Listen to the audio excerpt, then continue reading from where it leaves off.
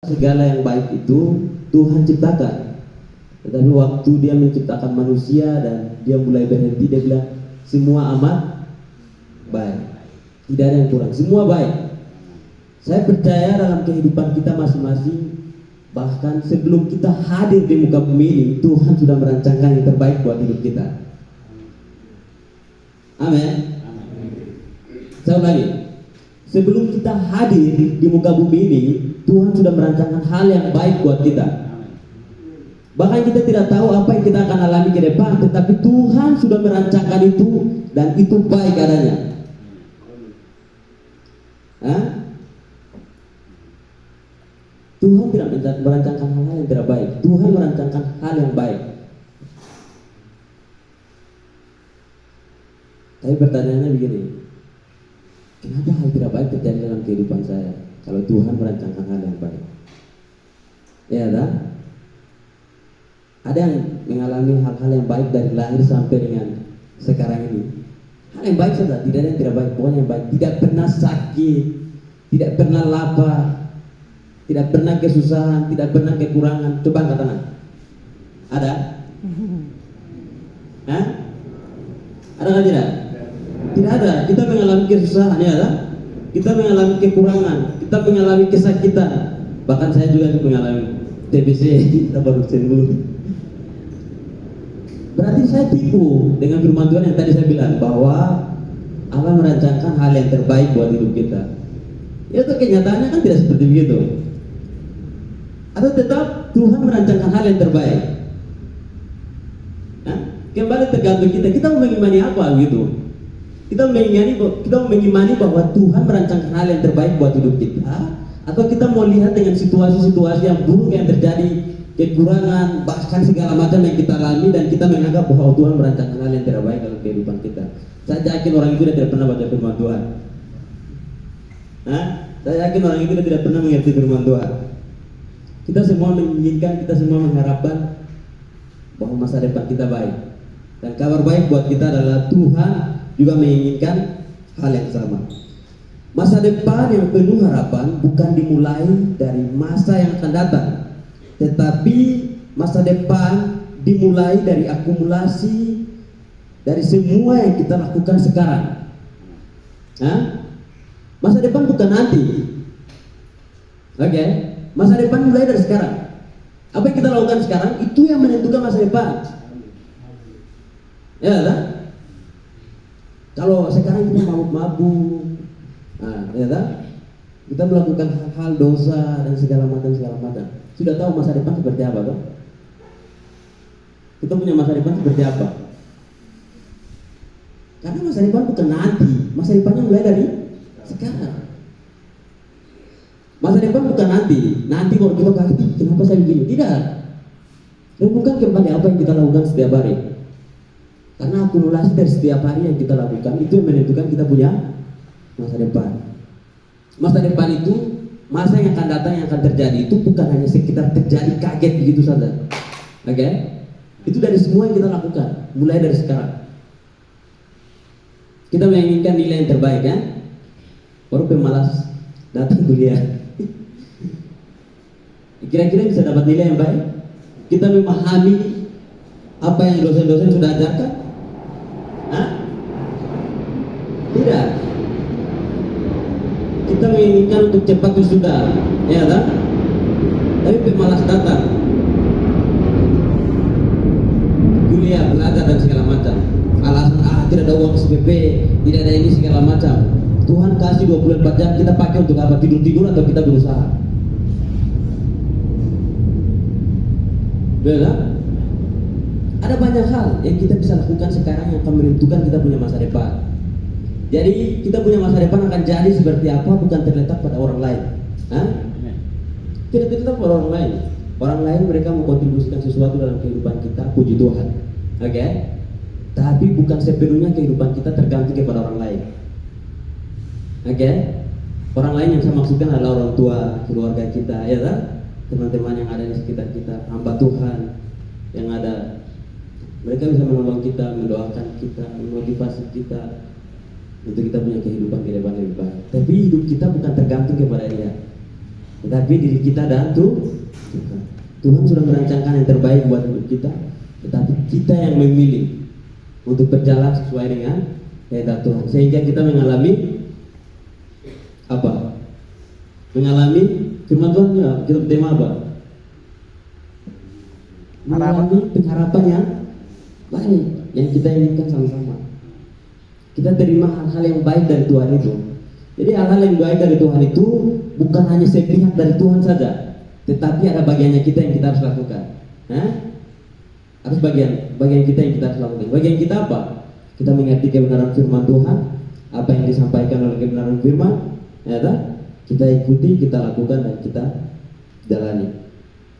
Jadi masa depan itu bukan dimulai nanti, tetapi dimulai dari yang sekarang kita lakukan. Jadi mari kita introspeksi diri kita masing-masing, apa yang kita lakukan dari sekarang, karena itu yang akan menentukan kita punya masa depan. Dua hal penting yang harus kita prioritaskan dalam kehidupan kita agar bisa memperoleh masa depan yang baik adalah pertama, takut akan Tuhan. Oke? Kita baca kembali ke ayat 17 tadi. Sebelum ke ayat 18. Janganlah hatimu iri kepada orang-orang berdosa, tetapi takutlah akan Tuhan senantiasa. Karena kita takut akan Tuhan, maka Tuhan bilang apa? Kita memperoleh masa depan yang penuh harapan, dan harapan kita itu tidak akan hilang. Jadi hal penting yang Tuhan mau sampaikan pada pagi ini adalah takut akan Dia. Oke? Takut akan Dia itu bukan kayak takut setan, teman-teman. Ya tak? Kalau takut setan itu takut setan, bukan seperti itu. Takut Tuhan adalah kita hormat, respect kepada ketuhanannya Dia, ya tak? Kita hormat kepada Dia karena siapa Dia yang kita kenal, ya tak? Nah, bukti kita hormat dan kita tunduk kepada Dia adalah kita melakukan kehendak Tuhan.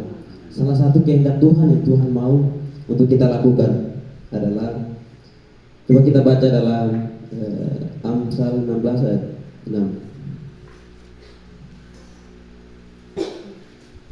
Semua kita mengerti arti takut Tuhan. Amsal 16 ayat 6. Kalau sudah dapat, bisa satu orang yang sudah dapat duluan bisa bacakan buat kita. Amsal 16 ayat yang ke-6.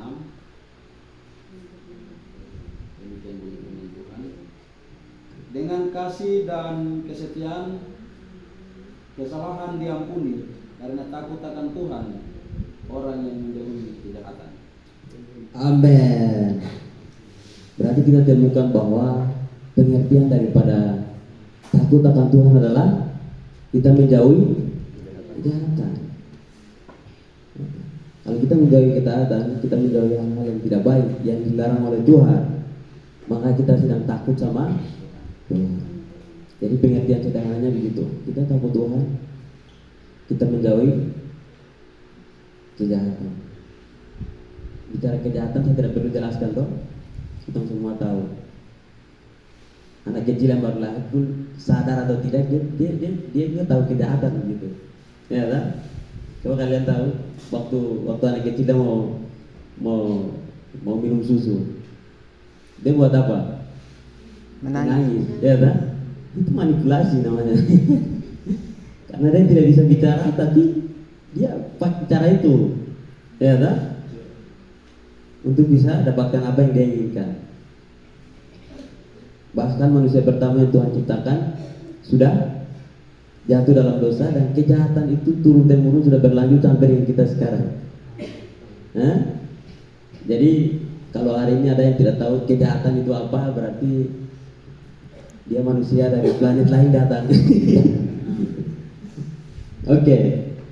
Jadi kita sama-sama paham bahwa takut akan Tuhan adalah kita menjauhi kejahatan. Nah, kenapa pentingnya kita menjauhi kejahatan? Kenapa kita harus takut Tuhan? Karena seperti yang saya jelaskan tadi, Tuhan sudah merancangkan hal yang terbaik, masa depan yang terbaik buat kita, ya kan? Masa depan yang penuh harapan, masa depan yang terbaik, paling terbaik dari orang-orang yang ada di sekitar kita, orang tua kita, kasih apapun. Tuhan sudah merancangkan itu lebih dahulu. Dari mana kita bisa tahu? Coba buka Yeremia 1 ayat 5, 6 dan seterusnya. Saya minta Yusuf baca buat kita, Kakak Yusuf.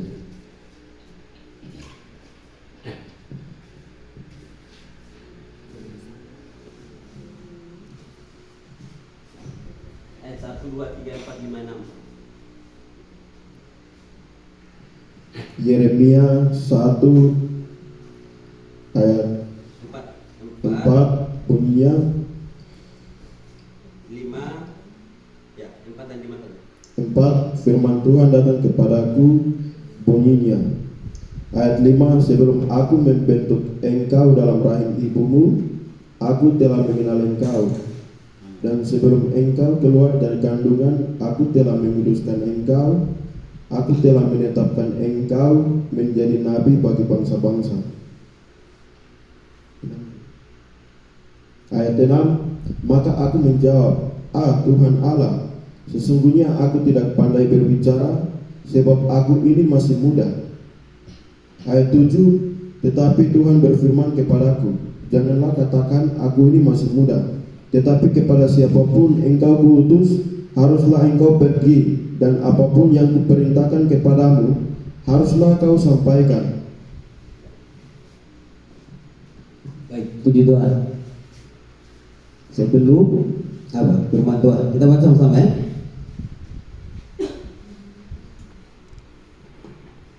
Yeremia pasal 1 ayat 5. Sebelum aku membentuk engkau dalam rahim ibumu, aku telah mengenal engkau.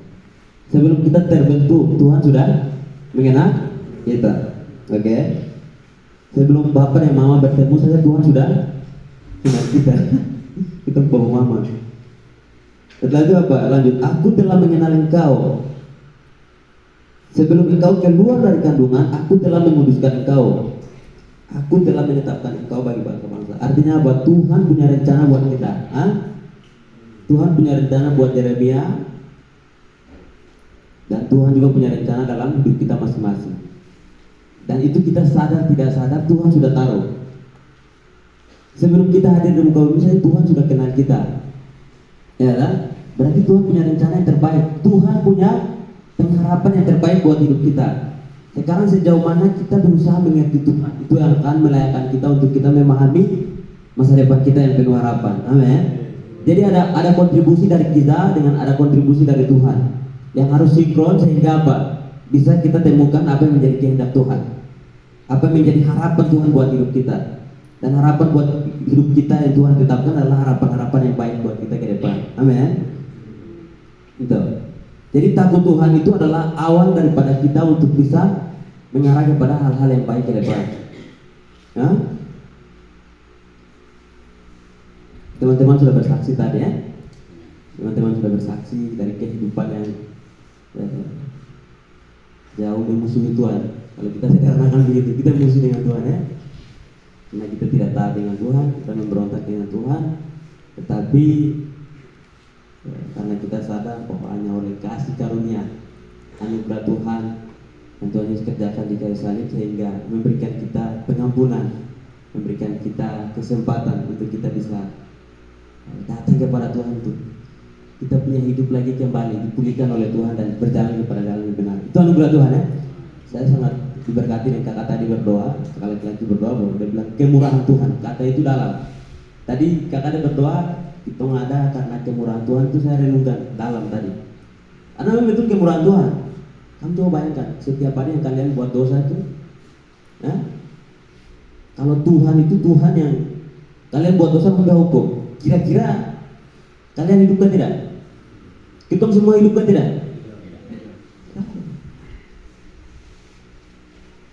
Kita pencet kita nggak saja buat dosa, itu mati semua. Tapi hanya karena kemurahan Tuhan, nah, itu sifat karakter Tuhan yang dalam buat kita semua, yang perlu kita renungkan. Karena kemurahan Tuhan, kita ada anak kemurahan Tuhan, kita bisa berbalik dari jalan kita yang tidak baik kepada jalan yang baik. Gitu. Kita sendiri yang harus jujur dengan diri kita sendiri. Apakah hidup kita sejalan dengan kehendak Tuhan atau tidak? Karena ini akar, ini pondasi untuk masa depan kita seperti apa. Ya guys, kita boleh pintar dengan segala macam yang kita paham di luar daripada Tuhan. Tetapi setelah kita punya nafas berhenti, kita mau kemana coba? Apakah segala macam yang kita miliki itu akan menjadi jaminan buat kita?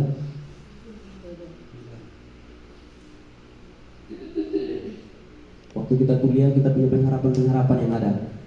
Oke? Kita punya pengharapan. Kita punya kehidupan dalam kehidupan pribadi. Kita punya mimpi-mimpi ke depan. Saya mau jadi ini, saya mau jadi itu. Dan itu tidak mungkin hal yang tidak baik. Pasti hal yang terbaik ya, yang kita impikan, yang kita rindukan, yang kita harapkan. Tetapi sebelum kita harapkan, kita rindukan itu Tuhan lebih dahulu sudah taruh yang terbaik buat kita. Sekarang saat ini kita paham bahwa dasar daripada untuk kita bisa mengalami apa yang Tuhan tetapkan di depan adalah kita takut akan Dia. Kita ikuti semua hal yang ada dalam firman Tuhan ini. Kalau Tuhan bilang larang, kita tidak lakukan. Tuhan bilang lakukan, kita lakukan. Itu tugas kita. Sehingga kita akan mengalami hal-hal yang Tuhan sudah tetapkan di masa yang akan datang. Coba kalian perhatikan orang-orang sukses, selalu berawal kepada perjumpaan mereka dengan Tuhan. Perjumpaan mereka dengan Tuhan.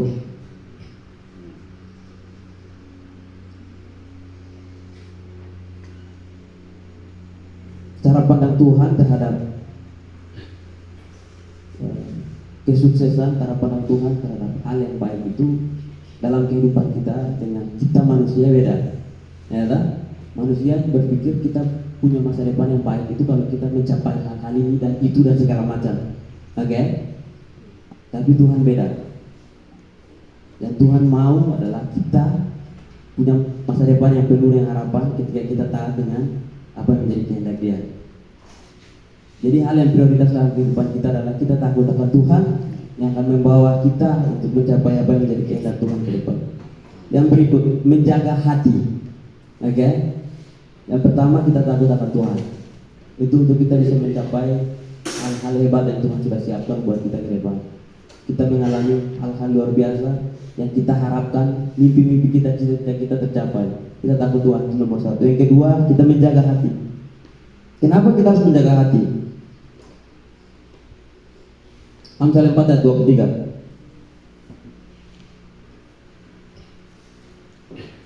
Amsal 4 ayat 23.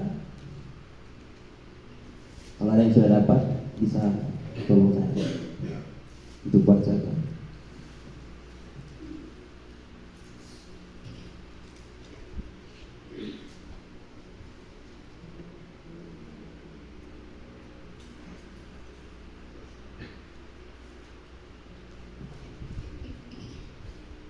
Sudah dapat?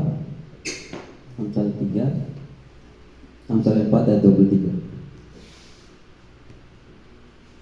Baik, saya akan membacakan Amsal 4 ayat 23.